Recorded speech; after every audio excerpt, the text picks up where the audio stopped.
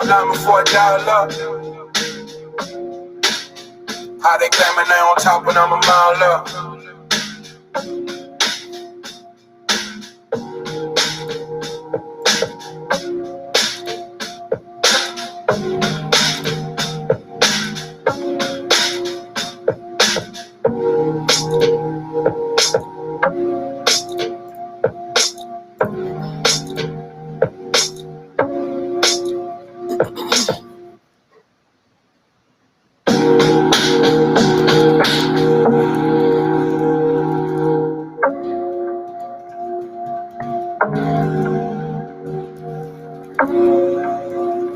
I had them all diamond for $1. How they claiming they on top when I'm a mile up? I had them all diamond for $1. How they claiming they on top when I'm a mile up? I know the wall's closing in, but don't you dare give up now. Hope believed in me, pull up through some bucks down. Tired till the valet pull the truck round. Push the line after we drew it, it's just us now. Would you believe me if I told you my granny told me she prayed this? Then booked the surgery just to pull me out of the basement. Right back where I started, nothing to show for a facelift. Got pushed playing Walter White and Davis, never felt so dangerous. The type of power they can't quantify. And name the best for my region, you gotta utter mine. Think of who really putting on, you never come to mind. Nothing like your Spotify tap, you rappers compromise. Yeah, no need to panic, just paint the canvas. If you can feel the static, too close, find your balance. Embed the revolution for they prohibition bandwidth. Blood trickle from the leaders he was planning. I had them all diamond for $1. How they claiming they on top when I'm a mile up? I had them all diamond for $1. How they claiming they on top when I'm a mile up? Bought at that flight to Amsterdam. When my accountant and minus my family found out too and didn't like it. You're not in the salon with Dale said and I thought he was biased. Then I got a Venmo that said copy the finest. Before my foolishness settled in, recorded the whole tape before we got the...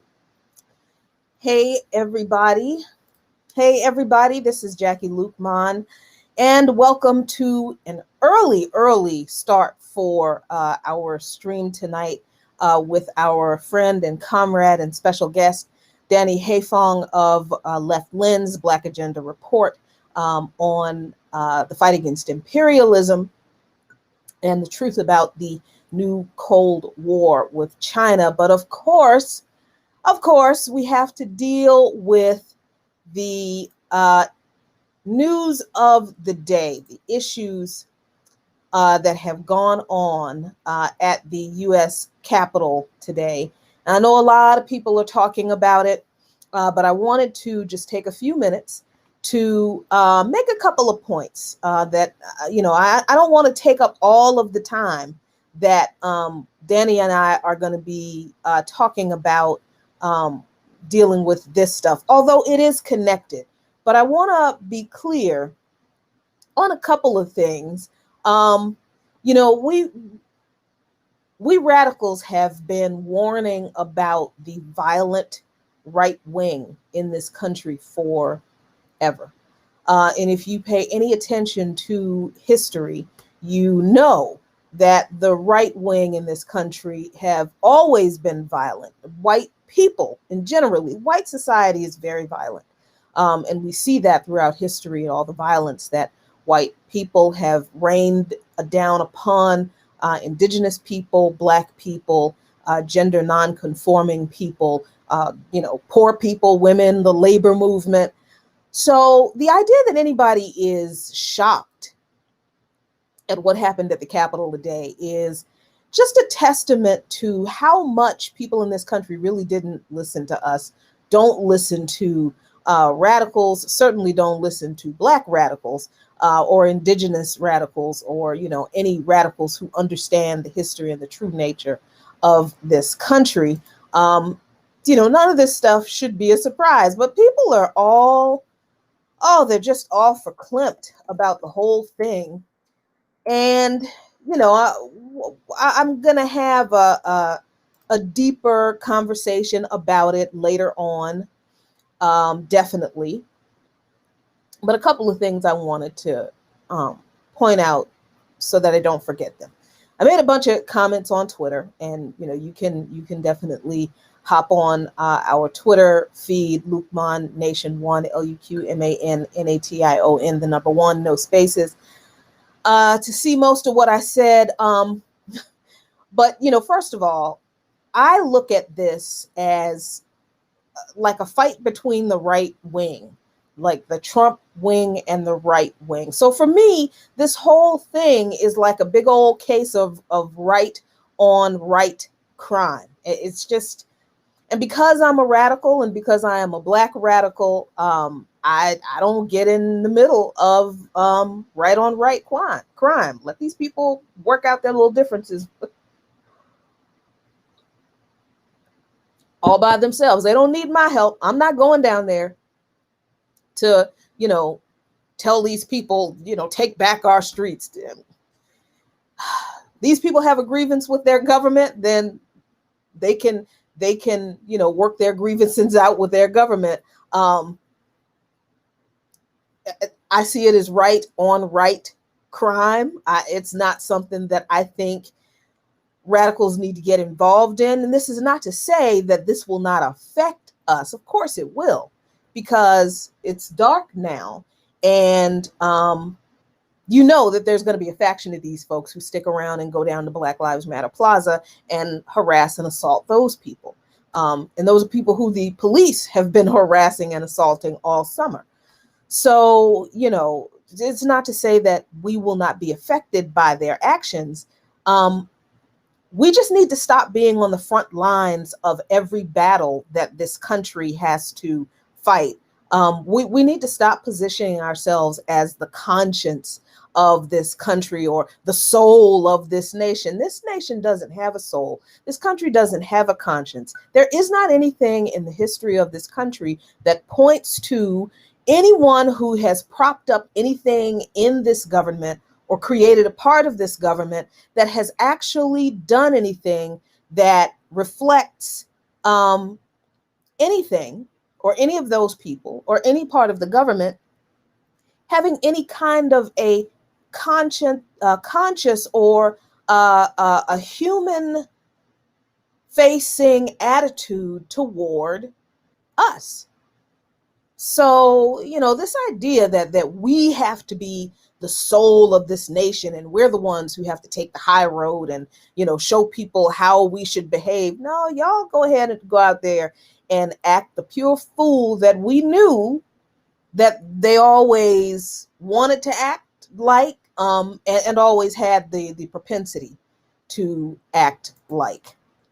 Then there's the issue of the way the police responded, right? Now that's a pretty big issue.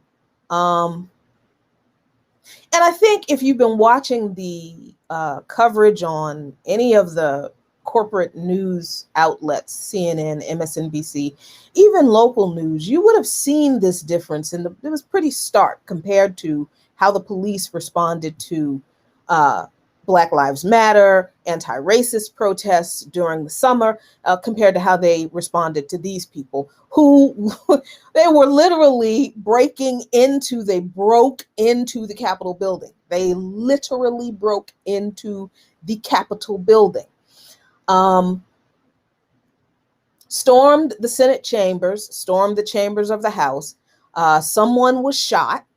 And none of these people, now there was tear gas deployed by the cops. There were a couple of flashbangs that were used, but none of these people were forcibly removed from the Capitol steps. None of those people were pushed back and pushed to the ground like the demonstrators were at Black Lives Matter Plaza over the summer repeatedly by Metropolitan Police and federal police or whatever other cop force was out there using their bikes and riot gear and batons, assaulting people, pushing people to the ground, walking over people and violently arresting people, as well as destroying food and water and medical supplies. In the middle of the night, they would wait to do this until 2 or 3 o'clock in the morning when they thought that nobody was watching, nobody was around, all of the cameras were gone. And then the cops would move in and harass those folks who were down there and destroy their supplies. This is what the police did to peaceful Black Lives Matter demonstrators in Washington, D.C. The same cops now are out there with the Capitol Police and the Virginia State Police and some other police forces. And, they're politely moving these rioters off the steps of the U.S. Capitol, which is restricted. It's a restricted area. You're not ever allowed to go up on the steps of the U.S. Capitol. I live here. I'm always up and down by there. You can take pictures, you can walk past the Capitol, but you are not allowed to go up on the steps. They were allowed to go up there and they got very little resistance. So yeah, Danny's joining. We're going to start in a minute.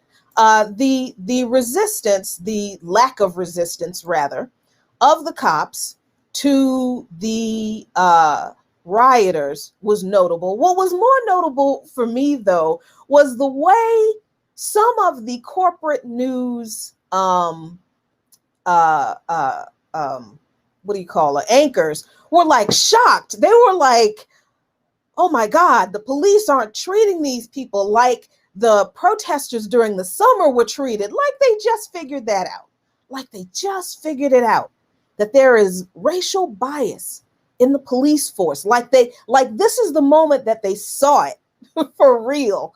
And it was just kind of mind-boggling, the coverage that I watched over the past few hours. This unfolded as we were on the air on the show on By Any Means Necessary. So we were kind of reading these updates as we were going along for the live hour. And it was truly interesting to see this play out. But I have to tell you, as much as I understand that there are some things that this group of folks couldn't do this time around, no matter what people say,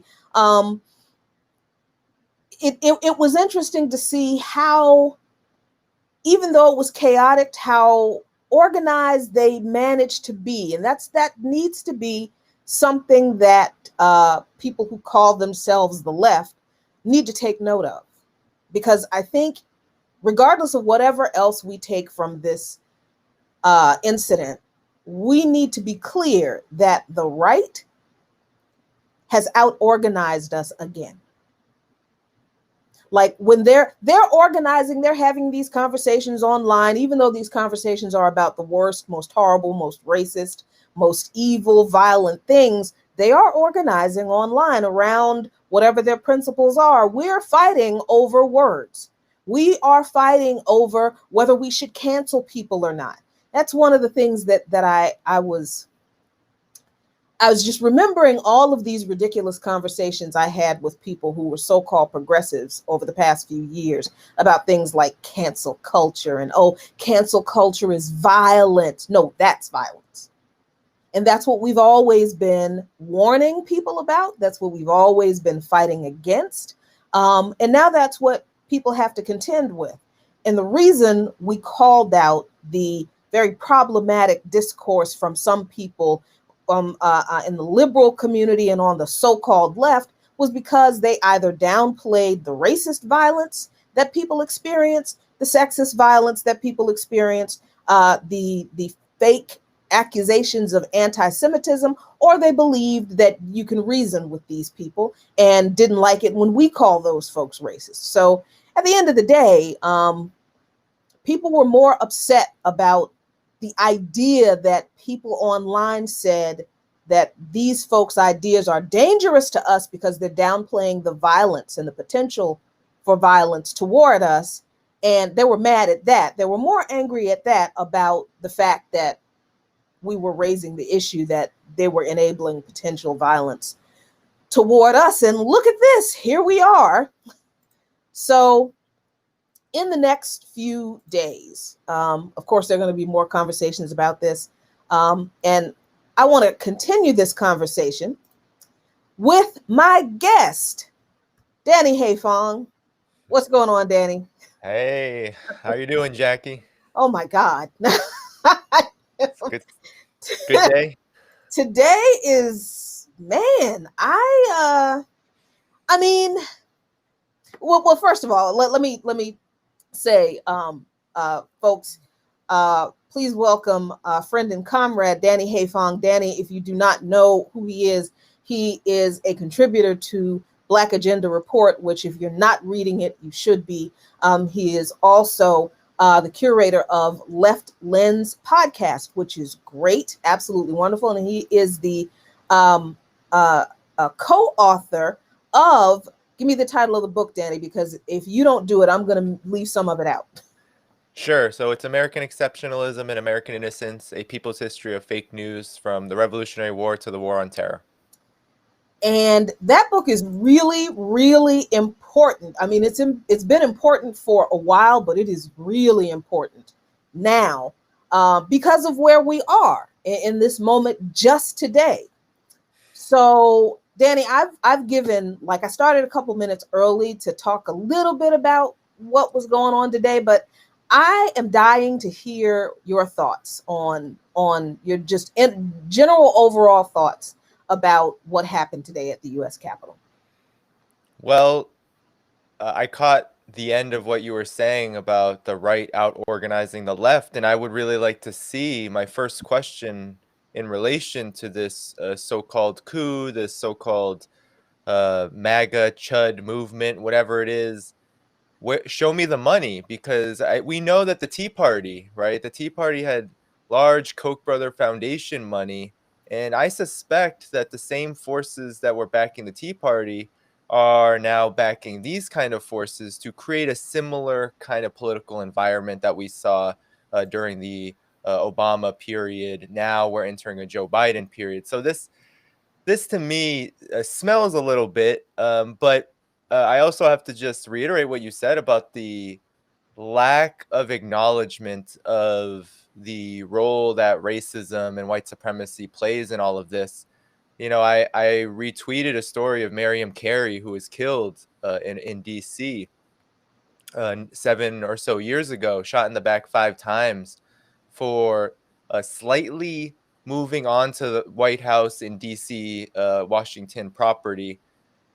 And, you know, she was a Black woman. And I think that, you know, that story has been forgotten, but it should not be, it should not be ignored that these forces can do what they're doing, because the entire state apparatus does not really see them as that much of a problem.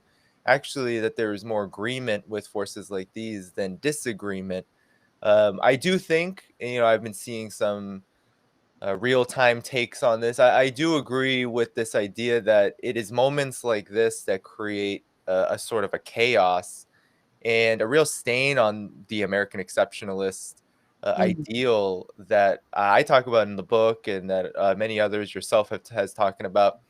So I think that will bear some consequences in what happens from here on out. This may have some kind of how should I say, what's the word for it? When, you know, when terrorism comes home after the United States funds it, it may come back to the Trump phenomenon, the Trump movement. Mhm. Donald Trump may benefit from this, but I think also there may be some consequences to it as well, because at the end of the day, I do think that this makes the United States look like the basket case that it really is. Yeah. And it comes off the heels of this phone call, and we know that the ruling class has been playing tug of war with each other during the Trump period, and I think this is another phase of that. And Donald Trump, knowing that he is on his way out in his administration and his forces, which I think have a lot of right-wing money behind them, they are trying to find out ways to stay relevant and to find ways to influence politically. In some ways, it's a contradiction. There is some genius parts of this where it will have political influence, right? The establishment will respond. We see Democrats talking about Russia maybe being involved in this, and as they always do. So there will be political benefits that are gleaned from these forces, and I think they know that. And then there will be some, I think, there will be some backlash. There will be some blowback onto these Trump forces, and the fact that this is not really how the U.S. ruling elite likes to play ball. You know, they don't like to. They would much rather have this be done. I think there's a reason why Pence left, right? They'd much rather have this done in a more negotiated manner. And again, I think that this will have those consequences as well. So those are my initial thoughts. It's tough because you have this liberal hysteria. This is a coup, and this is, I don't know how you coup yourself. So that's interesting. But Yeah, but and words matter. Yeah, words matter. So coups are very different from this. But anyway, go ahead. yeah, but I'm glad you brought that up. That you know, the word coup. Now I was talking with another comrade earlier, and because I said, you know, look, I'm hesitant to get into these deep ideological battles, especially online with people about whether coup is the right word to use for this. And I said that only because when we're describing what a coup actually is, there are certain elements of violence and the elimination of certain government officials and the way the present government is eliminated, that if I posted that on my social media, I would get censored because the FBI would be at my door and they're like, oh, you talked about doing this thing to, you know. But the fact of the matter is, what happened today can't, under the textbook definition of what a coup is, be a coup, because ultimately nobody sees control of the government. I mean, that just did not happen. The people who were in charge of the government before this, they stormed the Capitol, same people who were in charge of the government. And I don't mean Donald Trump as in charge of the government. I mean, this action today did not disband the Senate. It didn't disband the House of Representatives. It didn't eliminate the congressional structure. And it didn't do any of the things that the United States government does in other countries. I'm still trying to be really careful with not saying the actual words, but what happened today didn't result in the kinds of actions like the United States government has done in Chile, in Cuba, or tried to do in Cuba, tried to do in Venezuela, did in Libya, where the elected leader was assassinated. And the government of that leader was removed. All of the people who were supportive of that leader were removed in various ways. And a government that this government preferred was installed. That didn't happen here. And I think that those of us who are radicals, not just on the left, but are radicals, need to be clear about the difference between a coup and an insurrection, which is what I think this is a better term for this, or if you just want to call it a riot, which, you know, because I think these terms are important when we're talking about imperialism. Because, like you said, I mean, you can't coup yourself. Yeah, and these forces are not necessarily without power. I mean, Donald Trump is the president of the United States, right? This isn't something that is leading to a regime change, so to speak. And what is very interesting, I know our topic today is supposed to be China, and that this kind of, you know, definitely takes center stage because it's happening and it's happened right now. But what's so interesting is if everything that the United States has said about China were true, the United States would still look worse than China, would still come out as the S-hole country that it is, as a complete and utter disaster. I mean, as much as, you know, we may want to think that there's these cooler days coming, that there's calm coming with the entrance of Biden, what something like today shows us is that there is this real rot that's happening in the United States' political system. That it's not the rot. I know that some people like the Rising and these folks like to talk about rot as like neoliberalism. It's not just that. It's the entire system. It's the entire structure. It's not just a matter of who's getting voted in or which of these so-called electorally based movements are winning the day, the Trump forces, the AOC forces. It's that everything that's captured inside of that is losing legitimacy right now. I mean, there's been a lot of debate about this forced to vote thing, but that's what that showed too, is that you couldn't even get people like AOC and Elon Omar, etc., to even vocally express protest inside of Congress for Medicare for all at a time where a lot of people were calling for. A lot of people were like, hey, could you do this for us? We voted for you. We fundraised for you. We organized for you. And no, that's not what happened. So I think this pandemic, this economic crisis, and the saber rattling with China, all of it. I mean, it's all connected, and it leads to things like this. It leads to this so-called insurrection. This actual what ends up happening is that the forces that do have state backing, that do have the benefit of being a reflection of this very system. That's what these MAGA chuds are. That's what they are. They're a reflection of a system that's been racist to the core and capitalist to the core since the very beginning.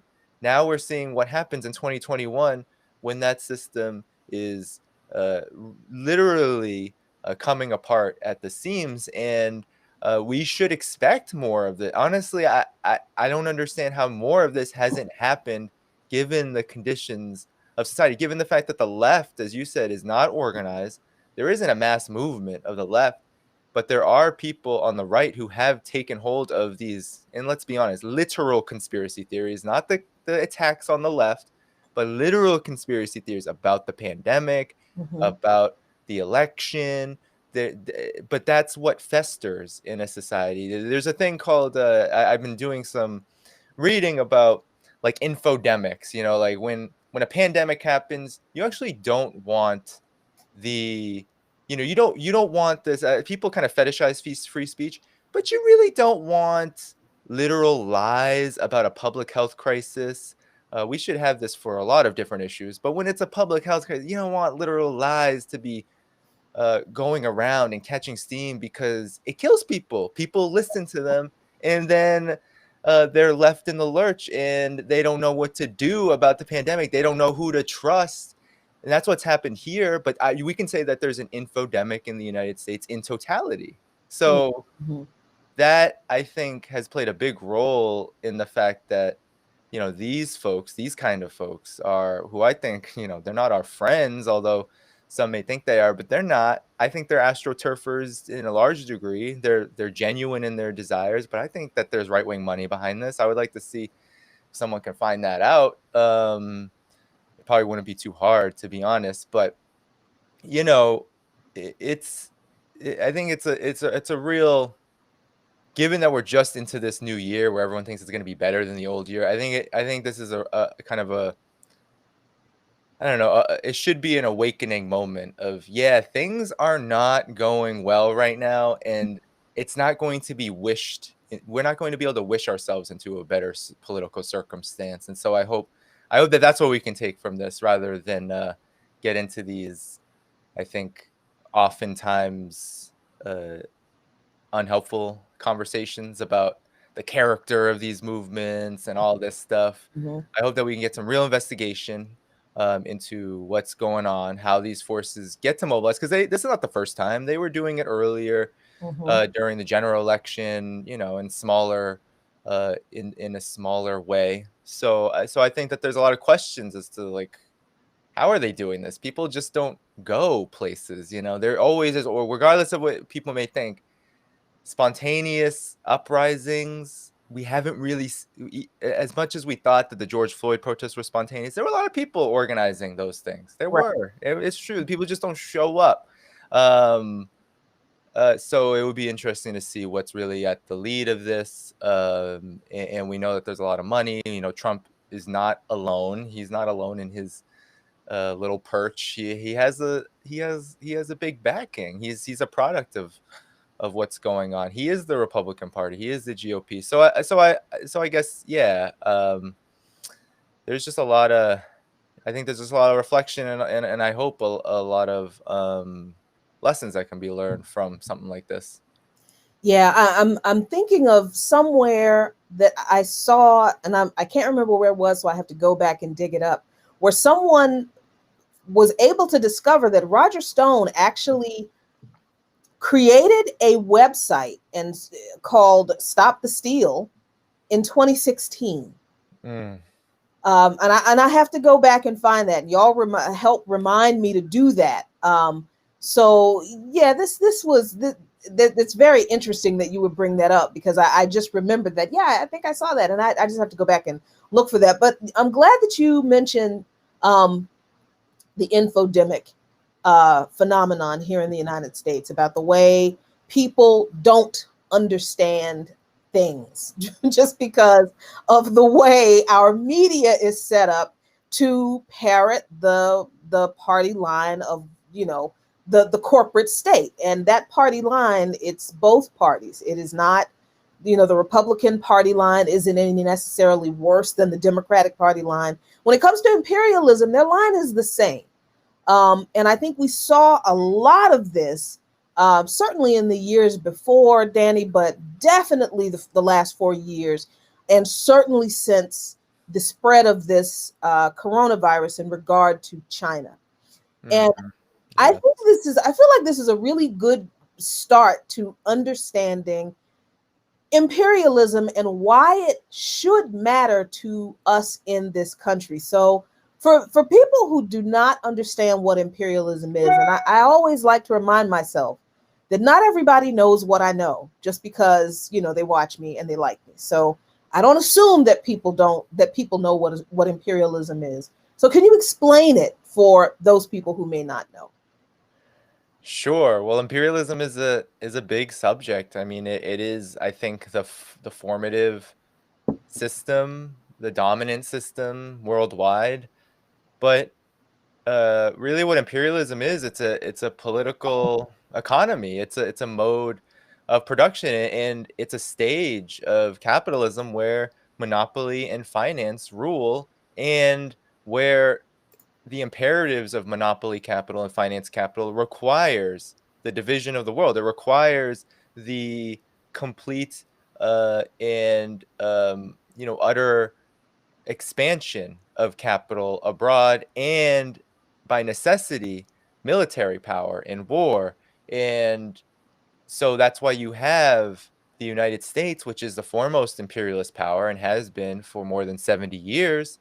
You have the United States investing more than $1 trillion in the military in order to protect and expand the influence of its corporations and of its financial institutions. That is the purpose of military policy. That's why it's not just to, and this is another feature of imperialism where military becomes profit in and of itself, but it isn't just for the profits of the military contractors that we know have so much influence in the United States, but it's to ensure that those weapons makers, that those oil companies, that those financial institutions, the banks, the JP Morgans, the Goldman Sachs of the world, that they have the capital and the markets that they need to ensure that their profits continue to run sky high no matter what the situation. I think imperialism was a response and is an inevitable response to crisis, because capitalism creates these crises. They're cyclical and they always occur.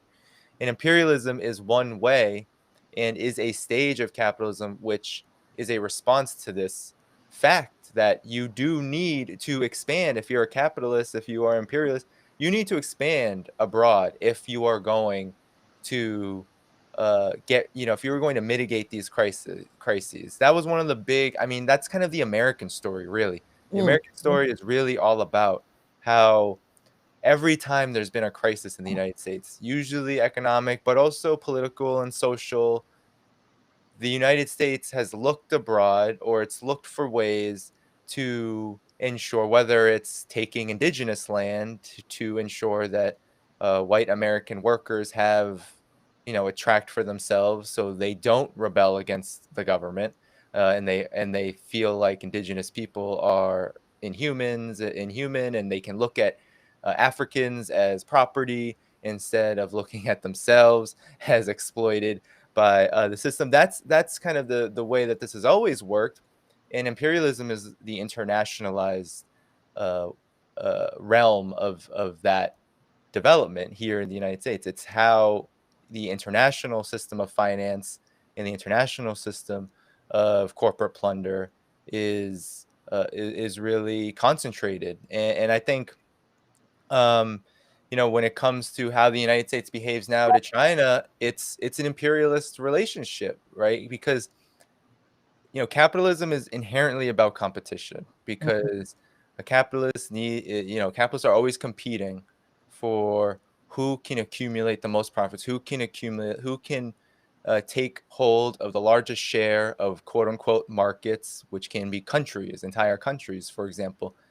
And China, because China is unbossed, oh, that's a very popular term. Yeah. It's a boss to nobody, even though there are some strange left wingers or some people who call themselves the left, but I think they're really just right wingers exploiting the left, like Matt Stoller and these kind of guys. They think that China is controlled by Wall Street. They think that China, the boss of China, is Wall Street. When in fact, you can go back as late as 2016, and people like George Soros, who is a hedge funder himself, said that we got to figure China out. We got to do something about China, because China uh they, they're not going our way, and so because China is a growing economic power, and because its social system is fundamentally different from the United States, is it has different priorities, different imperatives. It does not allow private capital and corporate capital to rule over the country, and it doesn't seek that for other countries. That's a big threat. And with the COVID-19 pandemic, we even from the first case that was found in Wuhan in early January, late December, all the way up until now, the New York Times has been posting articles sowing suspicion about China's pandemic response, despite the fact that the United States has 80 times more deaths than China does. And China is a country of 1.4 billion people, more than 5 times the US population. So, I think that this is not often how it's talked about. But if we're going to think about China and think about the definition of imperialism, it's pretty it is pretty self-explanatory. It's right there in front of us. But because imperialism is also about hegemony, and because the concentration of capital that happens under imperialism is also targeted towards the media, right? The media has become its own center of profit. It's become very concentrated, and we only really get the message of military contractors and intelligence agencies and their corporate backers. Because of that, there is this idea that the United States and China have some kind of buddy-buddy relationship that was at the expense of everybody else. And so there's almost this false equivalency that's drawn. And we can't understand imperialism if that false equivalency is drawn, because there's no material basis for it. It's just making things up. There's this I think that there's a lot of idealism and a lot of fantastical beliefs that come out of living under imperialism and living with that total infodemic that we have here because of the corporate media. We live in a world of make-believe, and I think that's to the benefit of the ruling class, and our job is then to pull out of that and begin to analyze the world as it really is. That is, I think, the first step to fighting imperialism. Stop there. Yeah, and I think you're right to embark upon describing the world exactly as it really is, which is why we decided to do these kinds of shows, especially after last year, where we are seeing China, and I'm glad you mentioned the coronavirus and their response to the coronavirus, because it's important in this conversation and about what you said about us seeing the world from inside the empire, from the empire's narrative. Like, we remember early in the pandemic, and when there were news reports about China locking down the Wuhan province, restricting travel. And there were reports about, the Chinese police dragging people back into their apartments and, Yep. locking them in there. And we saw the media talk about how authoritarian they were, and on and on and on. And that's the only narrative that we got out of China from the media. This was before Trump and the Chinese virus business came about. But what is it that we weren't told about what China was doing when they realized, which was very early on, that they had a pandemic on their hands?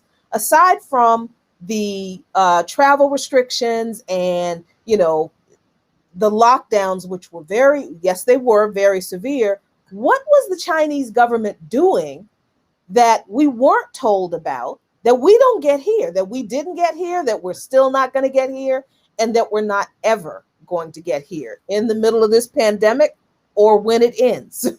Mm-hmm. Yeah, well, there's a lot to that question. Well, as a quick aside, it's not unrelated. I actually came back from China, Oh, yeah. Right. a few, it's about a year ago. I think I was in Urumqi at this very moment, or going back to Beijing. I might have been back to Beijing on this day last year. And, not many people were talking about it. Was still a pneumonia of an unknown type, and is there human to human transmission? All this stuff was still unknown about it. So I wasn't really hearing about it. But when I came back to the United States, it wasn't but like a week into my return. I think it was like the 12th or something, 13th. I returned back to work, and everybody had read the New York Times, and everybody was asking me, "Hey, are you safe? Oh, did you get it? Oh, are you okay? Do they eat bats over there?" There was this extreme. Yeah, there was, and I'm in New York City, baby. This is supposedly the left paradise of the United States. Running around asking folks if they eat bats. Yeah, no, seriously, these are the questions that were asked, and it was coming back from China was a very hard emotional experience in so many ways, and that did not help. So anyway, so it began to spread, and it became a real crisis. So we weren't, and I had no doubt that that China was gonna respond in a way that was gonna be pretty impressive. I mean, anyone who looked at even SARS, which had arguably a more deleterious impact on China, because at that period, China's opening up and reform had really kind of veered to the opening up part, and there were problems, right, with the SARS response, and even though it was still a pretty damn good response, there was some discontent about it, because there was, especially at the local government level, things were just kind of a little too slow to move. And for us in the United States, we think, if the government does anything at any level that benefits anybody, we're just shocked. But there, it's like, if local government, where a lot of the quote unquote, a lot of the corruption happens at the local government level in China, people are pissed. People are not like, we're not getting what we want. Like, this is awful. We're gonna throw you out. And that's kind of been the new trend in China, or at least the more. And that's what happened in Wuhan. Actually, arguably, the government did everything it could, but still, the local government was deposed there. So we didn't hear about that. It was deposed like within a day or something. It was like, Wow. it was very fast. There was a transition of leadership like this, because there's a threat to human life, and possibly something could have went wrong, and the early detection system, whatever. Anyway, so it starts to spread, and then the hospitals begin to get overwhelmed, and once human-to-human transmission was confirmed, I think it was later in January, there was an immediate lockdown of Wuhan. But in China, other places did not necessarily lock down, but there were measures everywhere, pretty stringent measures to keep people safe. So immediately, right, the things that the World Health Organization was telling folks to do, China implemented that into policy, and Mm, they did. And I believe that a lot of the measures that China put into place were really the things that ended up being the World Health Organization's recommendations. And China already had experiences with this, with SARS. So, you know, um, one of the I think the big things that people do not hear about ever, right? They hear about the lockdowns and everyone was inside. They don't hear about how people survived that. You can't just tell right. people not to go to work, Mm-hmm. not to go outside. You Mm-hmm. can't tell, it's in China, it's aunties, uncles. You can't tell them to just go outside and do nothing, right? You have to meet their needs, right? There's needs for food, there's needs for medications, there's needs, some people have illnesses that they need to still treat, right? And so the Communist Party stepped up. They were the ones. I think the Communist Party lost like 40 people in Wuhan, because in the initial response to the pandemic, Mm-hmm. because they were the ones who were mobilizing volunteers Wow.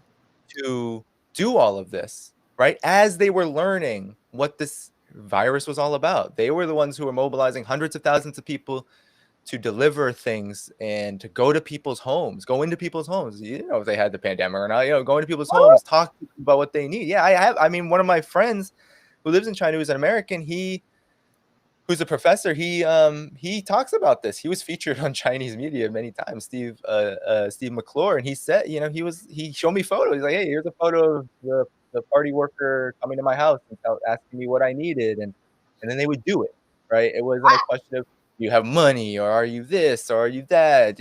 No, you just you do it because this is a national health emergency. This is your right as a person. You have the right to life, and China protected that.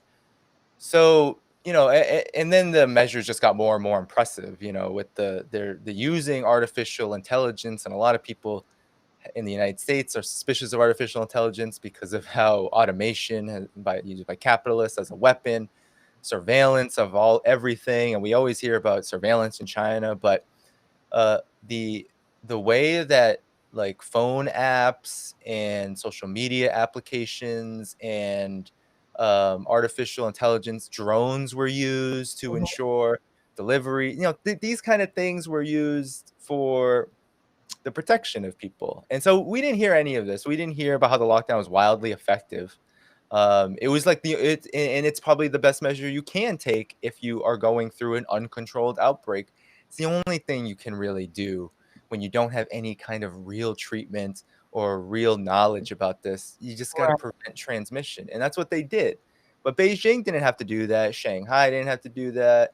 Other places didn't have to, but they did. All the entire country took, measures that would protect. Businesses were shut down everywhere, right? Non-essential businesses shut down everywhere, and people were paid. People were paid to stay home. Oh my They God. got What? their wages. Yeah, they got Wait, their wait. wages. The Uh, evil Communist Party of China paid people to stay home in the middle of a government imposed lockdown. Is that what you're saying? yeah, and everything, and any healthcare that was necessary for the treatment of COVID, testing, all of it was free. So, yeah, and we heard stories early in the pandemic here in the United States where people were getting $1 million bills. There was no $1 million bills in China. Everyone was getting the treatment they needed to get through COVID-19. And, you know, um, and then there was just measures to protect the economy too, because yes, something like the lockdown in Wuhan has an impact on the overall economic system. So what China did was it used its state lending institutions, its state-owned lending institutions, its banks, to give loans and collateral to companies, private and public, so that they could pay workers, so that they didn't have to lay people off. Um, that was the economic measure put into place. So here in the United States, we're like, UBI now, because we don't expect our employers to do anything for us. And we have such bad unemployment. In China, unemployment is cyclical. A lot of it's based on disability, to be honest. And a lot of it is based on, the still uneven. There's a lot of unevenness between the rural parts of the country and the cities. So a lot of people go back and forth and work. That's where a lot of the unemployment is. It's not inherent to the system. Like in the United States, it's inherent to capitalism. You just will never have enough jobs for people. And so that's why we're always expecting hoping the government, because we know that the employers, the employer class, the hiring class, they're not going to give us anything. They didn't give anybody anything. I mean, unless you had a job that could keep you at home and you have to work from home, and we know what that's done to people. I myself do that, and I have all these physical issues now because the work is more demanding than it was even when I was working. So all of that is to say is that China's pandemic response, it was massive. I mean, it hit every area you could think of, from mass mobilization, mobilizing technology, mobilizing resources. 40,000 doctors were sent to Wuhan. They built 2 hospitals in a matter of a month, specifically for COVID-19 patients. They turned stadiums immediately into makeshift hospitals, and they divided people not in just whether you were dying and go to the ICU. Everybody who had COVID-19 was actually taken somewhere. They weren't allowed to just be at home all on their lonesome, which is where we have here in the United States. People were taken to depending on the severity, and that's still happening today. You can read anywhere in Chinese media that you have people under they're like under watch. They're being watched for because the way that COVID-19 happens is you don't know if you might not have symptoms yet, but you may have symptoms. And so you get this treatment where even if you don't have severe symptoms, the medical system in China is looking for that possibility to make sure that you live. I mean, this is different from the United States' model, which is like you're on your own, and if you have severe symptoms, please go. But if you don't, do not move, because stay there. You will spread it because it's your fault if everyone gets COVID-19. You didn't wear a mask. Exactly. Because you were sick and you went into the medical facility when you didn't need to. When in China, it was, no, you got to go to this makeshift hospital. One of my friends in China, Jingjing Li, who works for CGTN, she was there during the pandemic and, during the outbreak of Wuhan in the hospitals. And there's been a lot of coverage about, even these really funny stories of like, some people didn't want to go anywhere. They didn't want to get treatment. But you would have like a volunteer following the guy around being like, hey, you really should go here because we're trying to protect everybody. This is a part of harassment. Yeah, it's part of being a patriot. They say this is part of being a patriot. This is part of being, a part of this country. We are trying to we're all in this together. We want you to get better. We don't want to infect your family.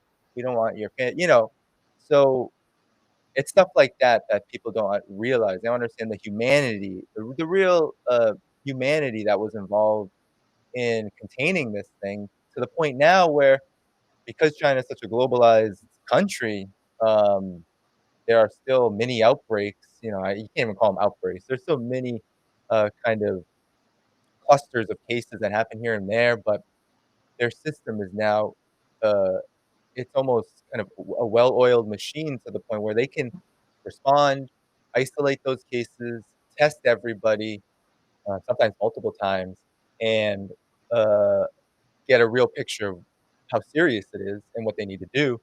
And that's why they can keep going. And that's why they're projected to grow. China is projected to grow 8% next year. It's more than the United States ever grows in good times. But they're projected to grow 8%. And, the United States is still reeling, making up real lies about its own growth. But we all know that the negative growth of the crash, the severe unemployment, and the contracting of the economy that happened beginning in March, we know that nothing's gotten better since then. So yeah, so really this is what we don't hear, is that China's response was actually superb, and the rest of the world knows it. At least Right. the countries that aren't lackeys of the United States. If you talk to maybe MPs in the UK, you may get a similar line to the United States. But most countries understand that China did a really good job, and places like Italy and Iran, etc., were really keen on getting assistance from China, right? As the United States was suffering from thousands of, in Right.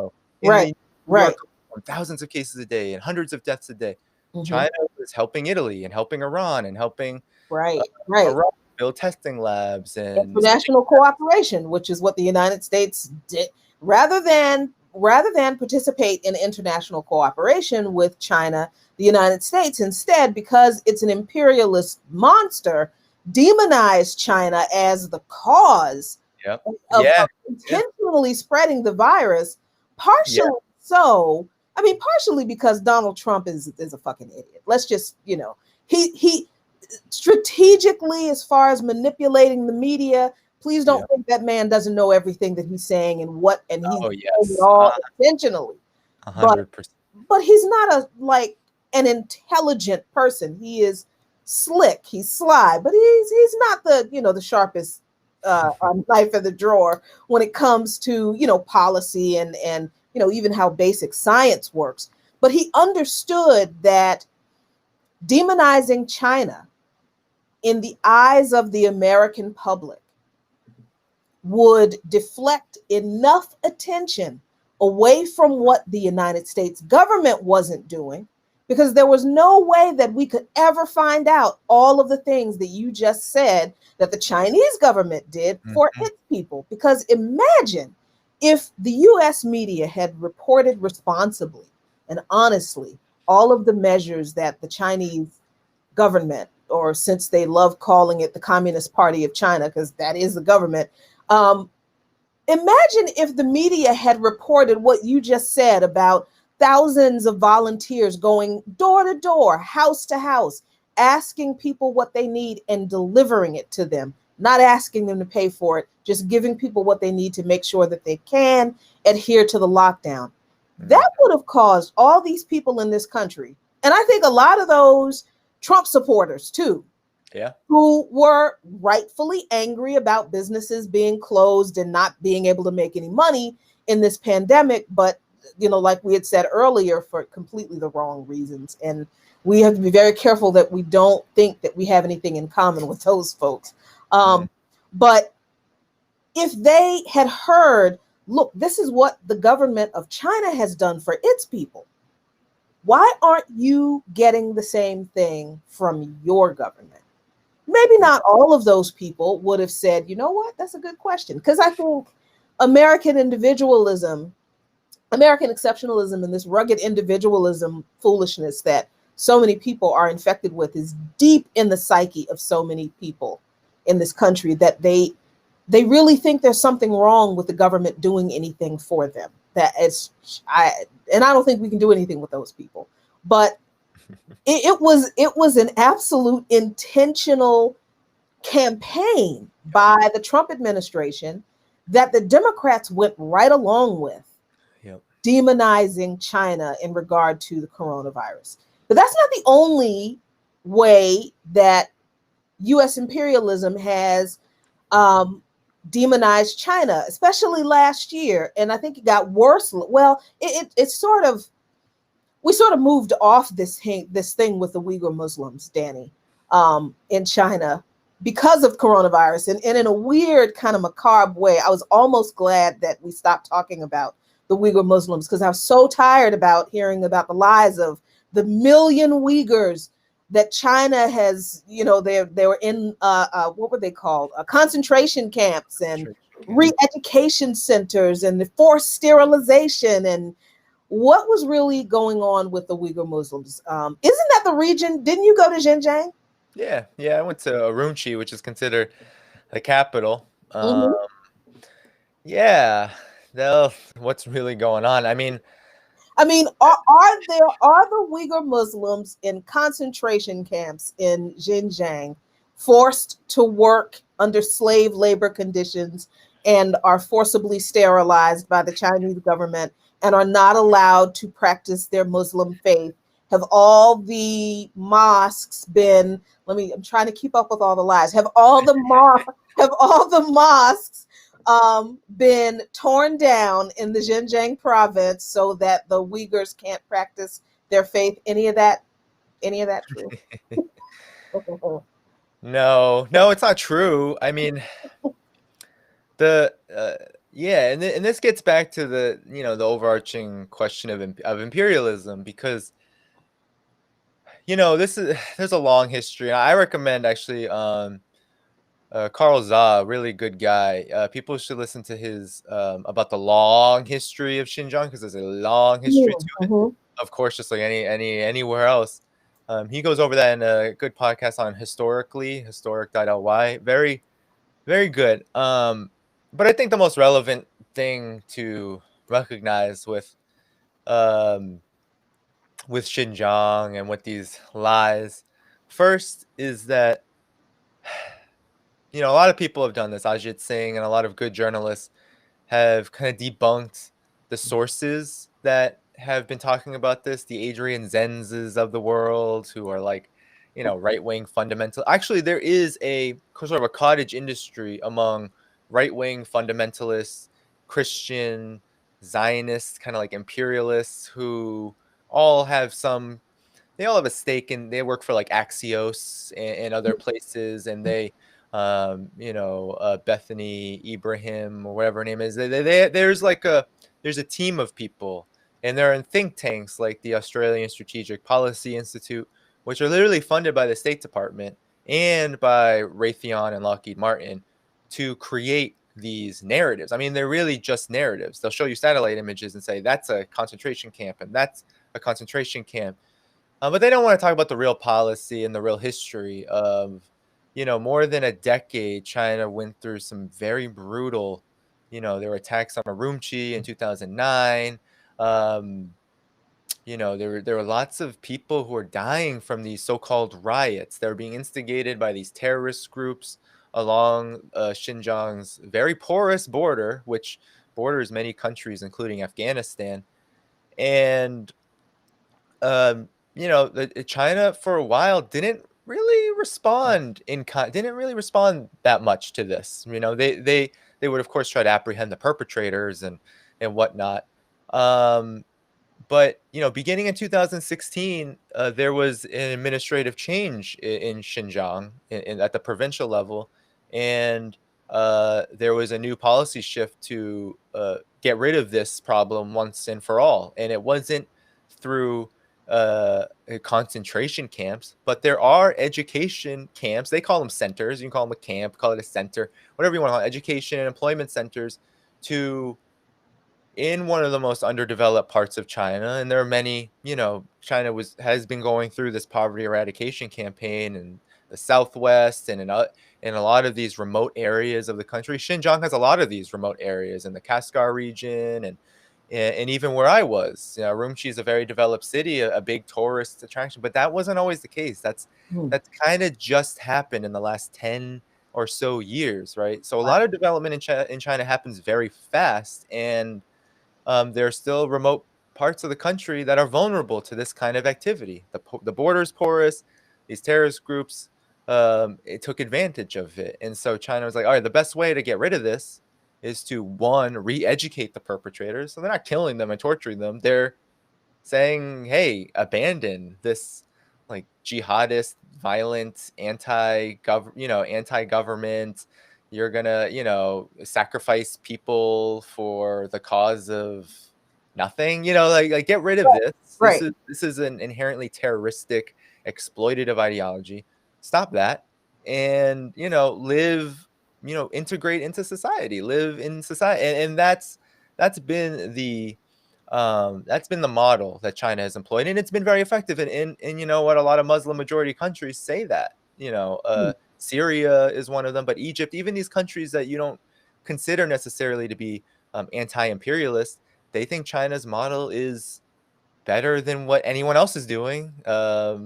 In terms of how you get rid of the problem of terrorism in a humane way, and the countries that support the so-called concentration camp narrative are all in the West. They're all Australia, New Zealand. Right. You can see it's all the Western countries that see China as this emerging and real quote unquote threat to imperialist hegemony, while the countries that see China's response as just a logical and a beneficial policy to a very real problem, and we know where its origins are. Really, the United States are at the origins of this problem of jihadist terrorism, right? Beginning in the 70s. That's where it started, and it's become this massive thing. So, Egypt and Syria and most of the countries in the Gulf region, they all endorse this because it shows what you can do when you're not just trying to bomb countries to oblivion or sanction them or whatnot. You can address this very real problem in a sophisticated way, and that's not to say that everything is perfect about this. No, this is a very tough thing to deal with, and there are, I think that there are real considerations about how people respond to such a thing like this. This is I mean, it's a very traumatic thing to have kind of your border encroached and these organizations kind of building this proxy army to, I don't know, to kill ordinary people. That's what they do. And then we get the China's responses like racist and all about sterilization, when family planning is an incredible part of how China has alleviated poverty for everybody, including Han Chinese families. Like, family planning is a big part of that, because when you have few resources starting off as a very poor country, you raise the level of education and raise the level of family planning resources so people can work their way out of that. So people can take advantage of the resources that are available.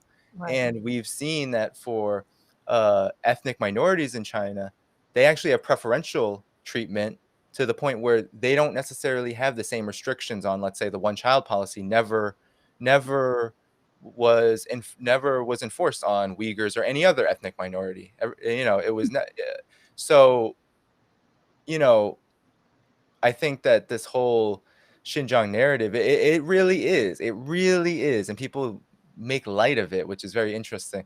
It really is a CIA cutout. It is a narrative of the State Department, because all of the organizations and the sources, Adrian Zenz and his Victims of Communism Foundation or the Australian Strategic Policy Institute, they're all backed by the real anchors of empire, these military contractors, the State Department, etc. And they're the ones who are peddling this, and they have no factual evidence. They don't talk to anybody. They talk to a few Uyghur exiles here and there in DC or Turkey, or they'll just make it up out of whole cloth, or they'll take a government statistic and then say, this is how horrible family planning is because look at look at what they've been doing with like contraception or something, as if contraception is a terrible thing, as if the United Right. as if contraception isn't seen as one of the most Oh my God, the legal feminist, progressive changes that's occurred since, over the last 50 years in this country. So that, I mean, for me, a lot of this is driven by trying to, just like the coronavirus, everything, it's trying to portray China as this, both the sick man of Asia, can't do anything. It's inherently diseased, and then it's also inherently evil, right? Because look at what it's doing. I mean, as I said in the beginning, everything that the United States says about China, if it were true, the United States would still be fundamentally a more wretched and completely and utterly bankrupt society from its roots and everything that it does domestically and internationally. But because most, if not every single thing, is a lie, the gulf between the two is actually it's a lot wider than we even think. Like, a lot of people think, oh, China does all these bad things. The gulf between the United States' model of governance and political economy and China's, the gulf between the two in the realm of human rights and the realm of this question of peace versus war, all of it, climate change, any issue you want to talk about, China is moving in the right direction, and the United States is moving in the wrong direction and is already firmly in the wrong camp. Yeah, very, very much in the wrong direction. The interesting thing about the Uyghur Muslim narrative was that I wasn't sure when I first started hearing, about the stories, whether it was true or not, but I knew that something was wrong when nobody made the comparison about concentration camps that the United States has, about political prisoners in the United States, about Guantanamo Bay, about black sites, and that, so I knew that was, a serious, that was a red flag for me when people would not make the comparison between, what they claimed China was doing, which there was no evidence for. But there's all this evidence of what the United States is doing in regard to the same human rights abuses, and that's not a big deal. That's how I kind of knew that something was really very wrong with that narrative. But Danny, the last thing I want to ask you about, and because I know you have to go, but Easy D asked a question. I'm gonna put this question up again, because this was actually the last thing I wanted to talk to you about. What's your view on Hong Kong? Can you see a peaceful resolution between mainland China, also Taiwan, or is this all Western interference? Now, I think that's a really long conversation, the history and the relationship between China and Taiwan and how Hong Kong factors into it. But I did want to ask you about these Hong Kong democracy protests. I'm using the air quotes because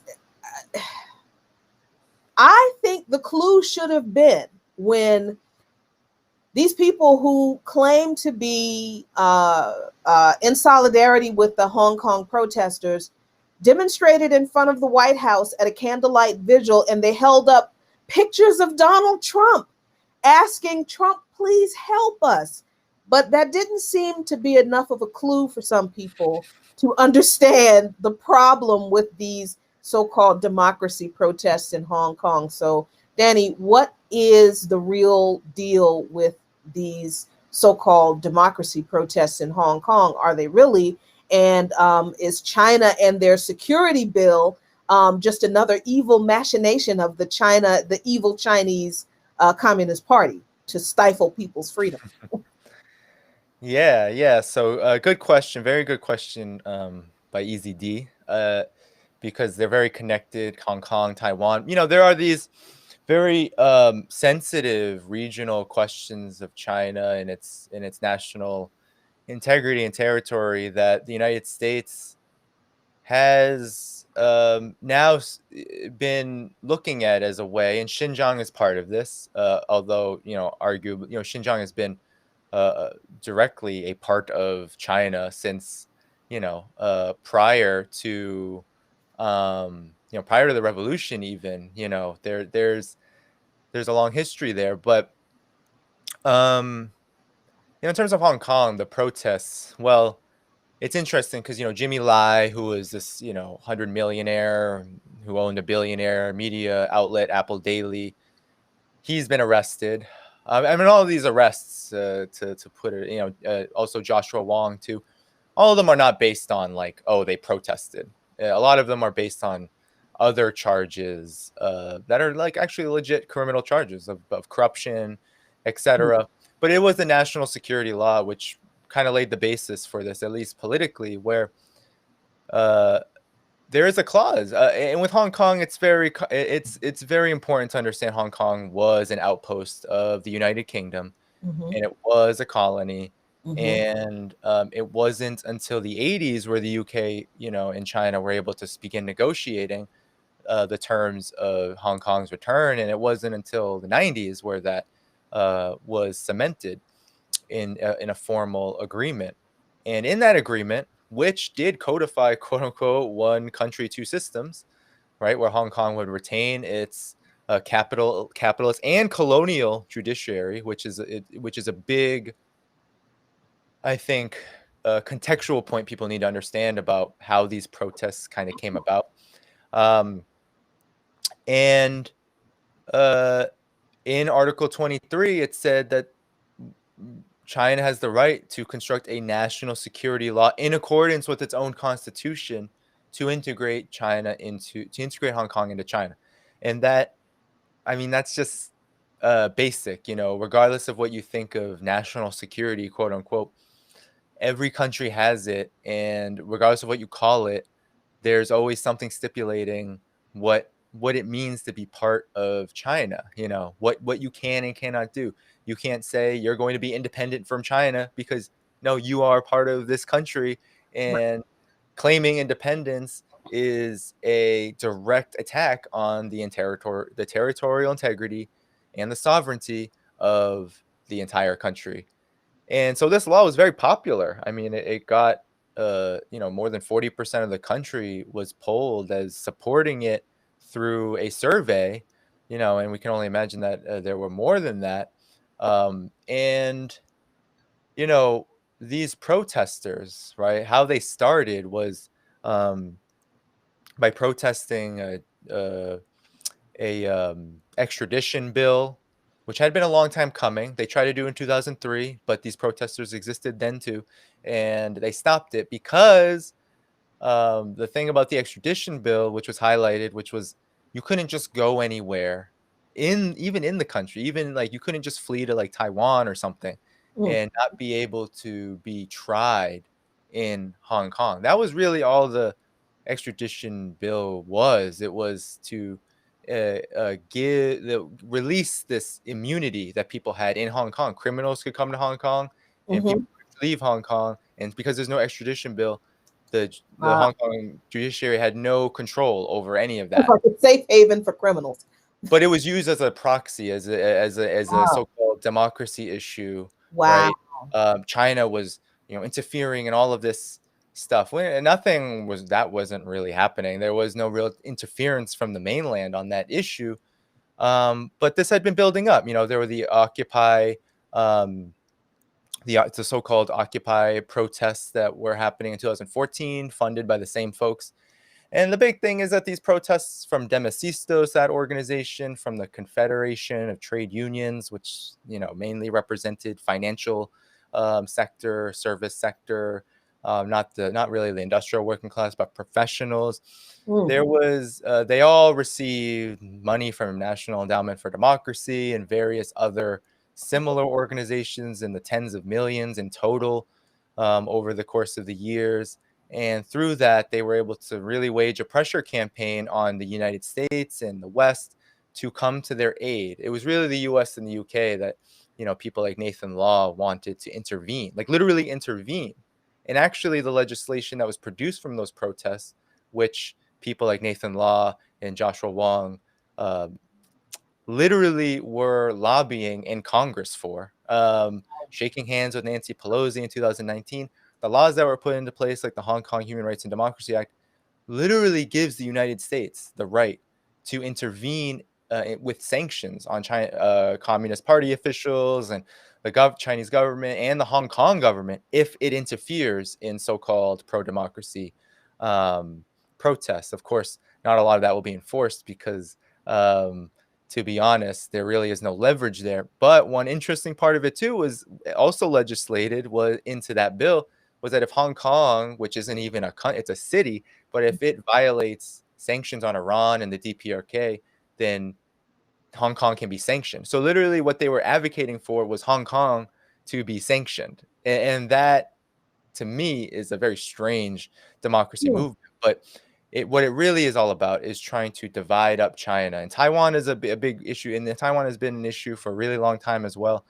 But there's a really reactionary right-wing party in power in the local government there that is actually, and this is a scary thing, it's building the basis for a potential war with the mainland, even though there's this one China policy that the world says is a great thing. And China and Taiwan, if left alone, probably would be able to work out their differences. And China has a very rational, I wouldn't call it some kind of, Hong Kong capitalism is thriving, right? If Taiwan wants to keep capital, China is not going to say, oh, we're going to take that away. But what they want to take away is all those billions of dollars of U.S. weapons that are being funneled to Taiwan against the Right. One China policy. What Mhm. they want to stop is all of the interference, and they want to stop the party, the DPP, which is the ruling party, from doing things like taking the Chinese Revolution and taking the history of independence out of textbooks. That's what they're doing. Right? They're Wow. erasing the history of how Taiwan really came to be, right? It used to be Formosa, and it was, Mhm. and it was occupied a lot of indigenous folks, and Right. you And know, mhm. KMT fled there during the Civil War before the revolution, and Mhm. there was all kinds of bad things happened, right? And the KMT now is actually to the left of this party that's in power, and uh, really the DPP is just like, yeah, we're at war with China, and so Oh. I really think that, and because it's really taking direction from the United States. So I think that there is a real possibility for resolution with all of these things, and I think if left alone, yeah, China would be able to uh, over time reconcile these issues because there is a fundamental. I mean, we have to be honest here. There's a fundamental interest for Hong Kong, for Taiwan to be integrated. China is honestly the land of opportunity. It is the land of economic opportunity. You're not going to find it outside. Mhm. Hong Kong's model. It's pretty bankrupt. I mean, I mean, people. the United States isn't it anymore. Yeah, exactly. The United States isn't in it anymore, and finance has decimated. Big finance capital has Mhm. decimated Hong Kong.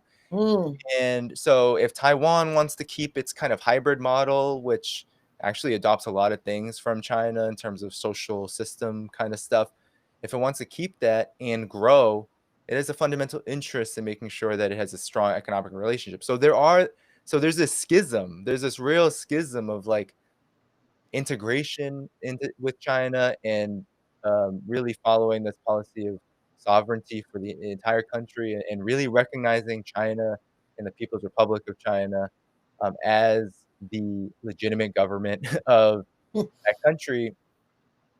The only interests are to not follow this is to go, are those forces that are so embedded with the United States and with its dictates because and so that's why I think, yeah, there is a big possibility that these things will be resolved, but I know that, and I think we all know that the United States is seeing these so-called conflicts inside of China as its opportunity to try to contain, try to stop its rise, try to curtail its economic growth. None of it is working. But that's really the only thing that they have. Taiwan is an old stronghold where the United States started a whole crisis during the Korean War, Mhm.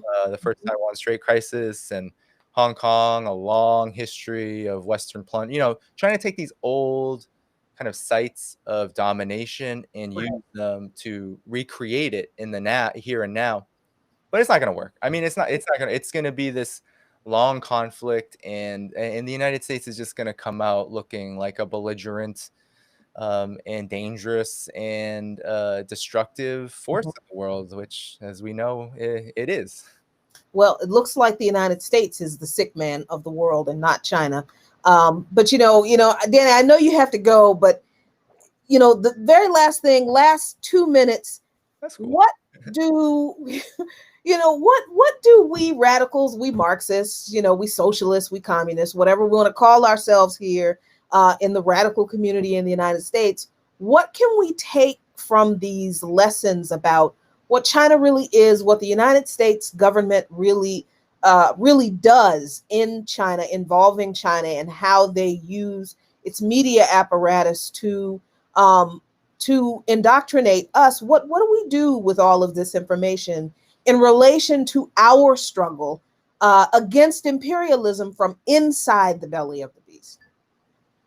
Well, w- what very few are doing, including a lot of these, folks who are debating, very few of them. I do credit, folks.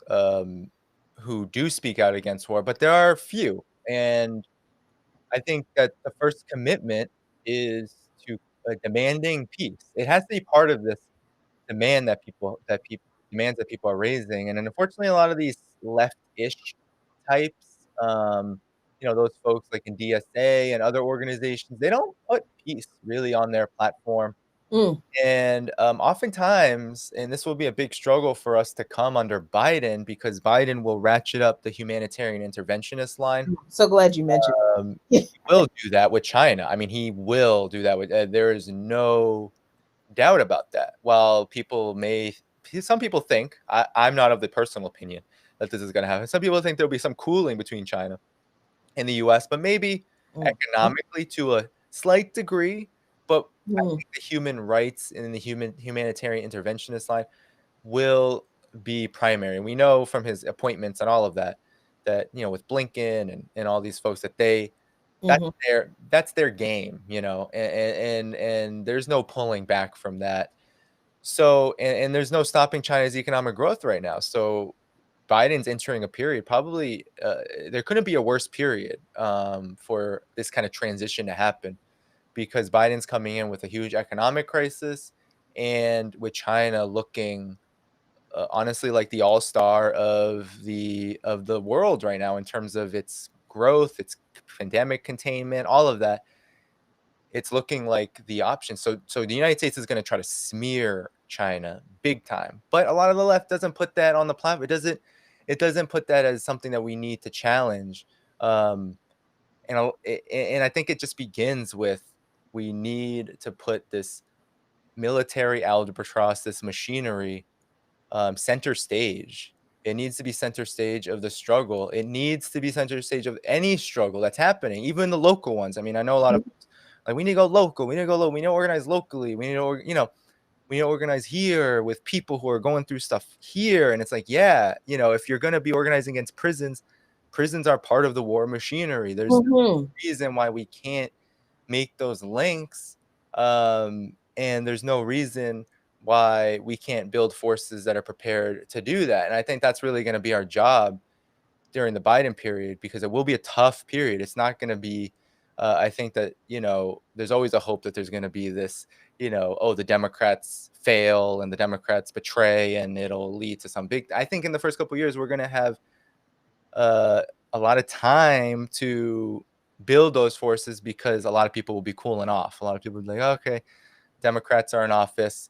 With the Georgia stuff that's happening, I hear it already in the discourse, cooling off. It's, oh, thank goodness, and these aren't just like elitists. A lot of people say it's just elites. It's just no. These are people who, ordinary folks, whether they're a Black community, whether it's white people, whether it's, there are people who are saying this and who are like, woo, everything's fine now. Yeah, no, it's true. I mean, there's a fetishization of the electorate too in the progressive movement. We see it with these shows like The Rising. Whatever the electorate says and does, and whatever they think, it's correct or wholly true. Like, yes, most people want Medicare for all.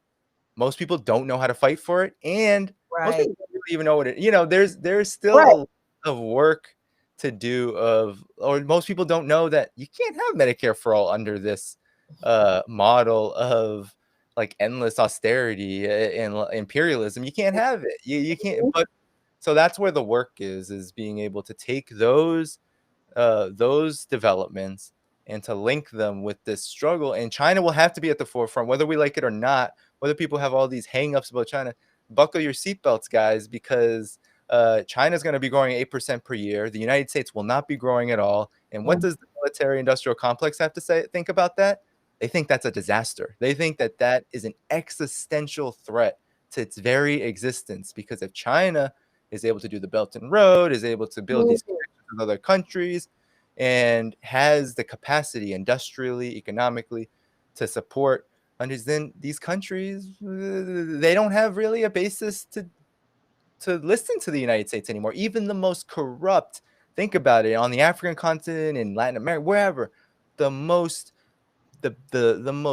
entrenched puppet of the United States won't really have what's the reason? Maybe they're live, but What's the reason? The United States is, if China can build bridges and bring jobs and stability, what's the point? So I think this is going to be a big part of the struggle for peace, and we need to put peace on the platform, because the United States is going to make China the focal point of anything it does. Even if it's not China directly, it's going to be, because there's always underlying, whether what it's doing in Latin America or Africa or anywhere else, underlying is this.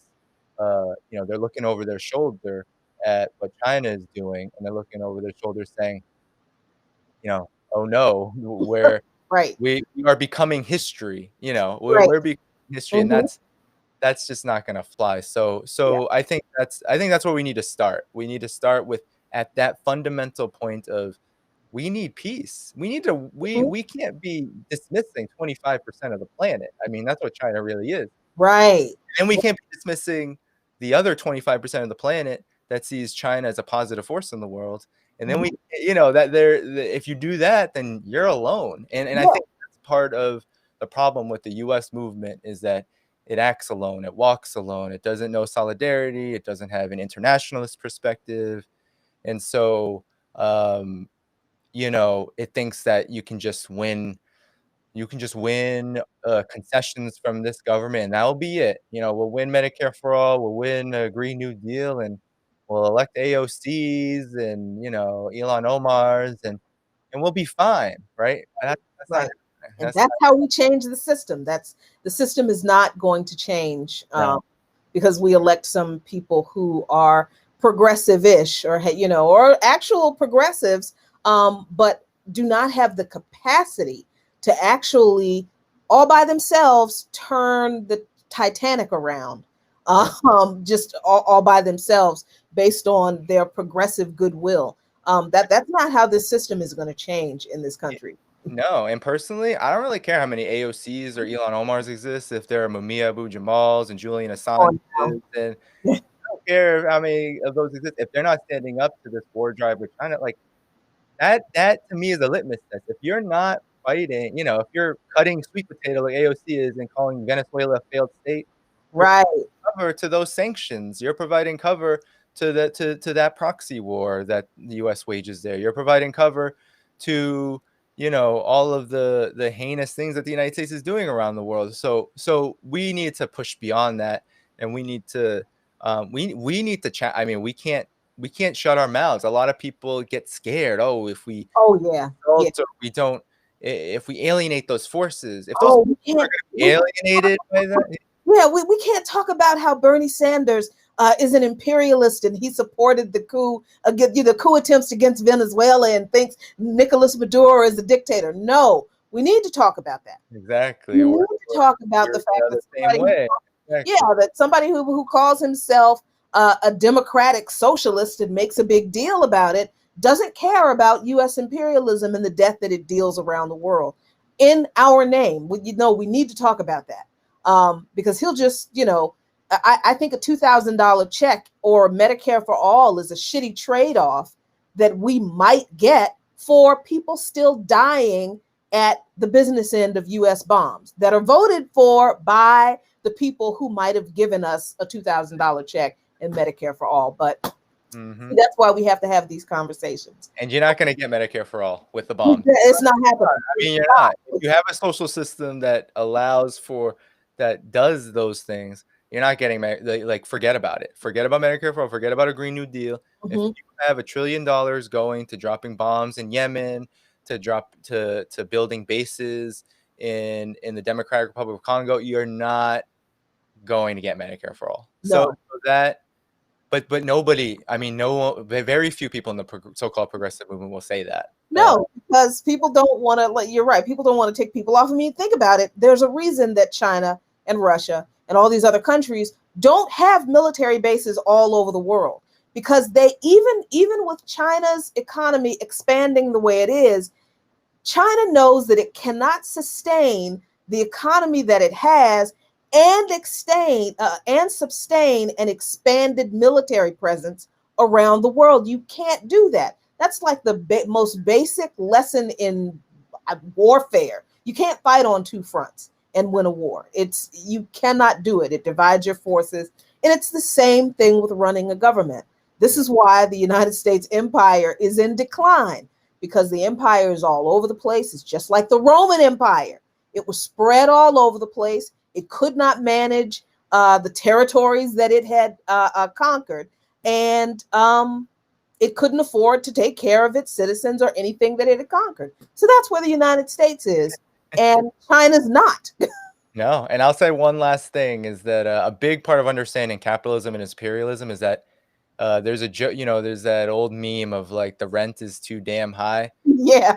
System is actually too damn expensive. Like that's a big part of why you wonder, why is the system stagnating? Because you have a system based in endless private profits, but then the system gets more and more expensive because you got to pay to make all these weapons, you got to pay to get that tech, right, use it for just profits, and you end up literally, they talk about the deficit and all these things. All of that is a product of the system being actually way too expensive. And so they print money and they pump money and they pump money into it, but it doesn't do anything. And China doesn't have to do that. I went to China, people laughed in my face when I was like, hey, do you have any what do you do about your we have the Federal Reserve, which is public private. Like, what do you do about your central bank? And they're like, what are you talking about, private? Like, no like, one ever what? The central bank here being private. Like, what do you do? Like, what are you talking know what that would do to us? Like, we'd have no control over our currency, and it would just go, it could go anywhere. People, these private companies could do whatever they want, and we would be in big trouble. So, it's just so funny. People live in this bubble in the United States, and so a big part of our job, I think, is just bursting it. We got to keep bursting it, and not be worried too much about the feelings of people, because we have to move folks. We have to move folks who are ready to hear it now, and build with those who are ready. That's how we begin any kind of very militant struggle. So, yeah. And that's exactly what, the purpose of this talk is, and other talks like it that we're going to have in the future. So, Danny, we really appreciate you coming on and breaking this whole China business down. We really, really love your work. Let everybody know where they can find your work. Sure. So I write weekly for blackagendareport.com. So Black Agenda Report, new issue every Wednesday. Tomorrow I'm actually, if you guys are watching, tomorrow I'm doing an interview with Luna Oy for a new feature of The Left Lens. So subscribe to the Left Lens YouTube channel. I'm doing something called the Internationalist Transmission, where I'm trying to have more internationalist discussions with people around the world, people who are in the global fight, and doing kind of interesting things in the media, whatever it may be. But she's first a Vietnamese socialist who lives in Vietnam and talks about the system there, etc. So I'll be talking to her tomorrow, 8 p.m. So come through, subscribe, and you can find me on Patreon, patreon.com/DannyHaiFong. And my work gets republished elsewhere, but those are the main places for now. Very cool. So thanks you all so much for joining me tonight. Hope you really enjoyed this conversation. As always, like us on Facebook, subscribe to us on Twitter, Lukman Nation, #1, no spaces, and follow us on Twitter and subscribe to us on YouTube. And you can also find us on Patreon, patreon.com/Lukman Nation, LUQMANNATION. As always, be really, really good to each other. And as Fred Hampton said, and we have been saying for a long time, we say to you, peace, if you are willing to fight for it. And we're having to fight for it. So y'all take care. All right. There we go. All right, Jackie.